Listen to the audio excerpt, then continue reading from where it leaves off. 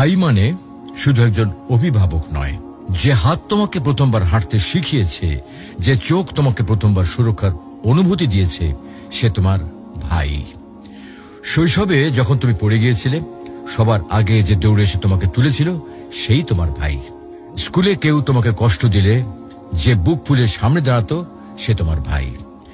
বাইরের পৃথিবী হয়তো ভয়ঙ্কর, কিন্তু ভাই থাকলে মনে হয় কিছুই হবে না। ভাই তো আছেই। ভাই কখনো প্রকাশ করে না, কিন্তু সে তোমার জন্য নিজের আনন্দ ত্যাগ করে, নিজের কষ্ট গোপন করে। তুমি খুশি থাকলে সে খুশি, তুমি দুঃখী হলে সে ভিতরে ভিতরে ভেঙে যায়। সময় যতই পেরিয়ে যাক, বয়স যতই বাড়ুক, ভাই সব সময় তোমার অভিভাবকই থেকে যায়। বিয়ের পরেও দূরে থাকলে ফোনে শুধু একবার বলবে, ভাই আমার একটু সমস্যা হয়েছে, আর সে দেরি না করে তোমার পাশে হাজির হবে। প্রিয় ভাই বোন, এই সম্পর্ক রক্তের বাঁধনে গড়া। এখানে স্বার্থ নেই, হিসাব নেই, আছে শুধু ভালোবাসা আর দায়িত্ববোধ।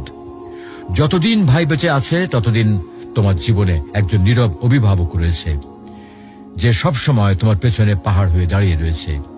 তাকে কদর করো, তার জন্য দোয়া করো, কারণ ভাইয়ের ভালোবাসা এটা আল্লাহ দেওয়া এক অমূল্য নিয়ামত।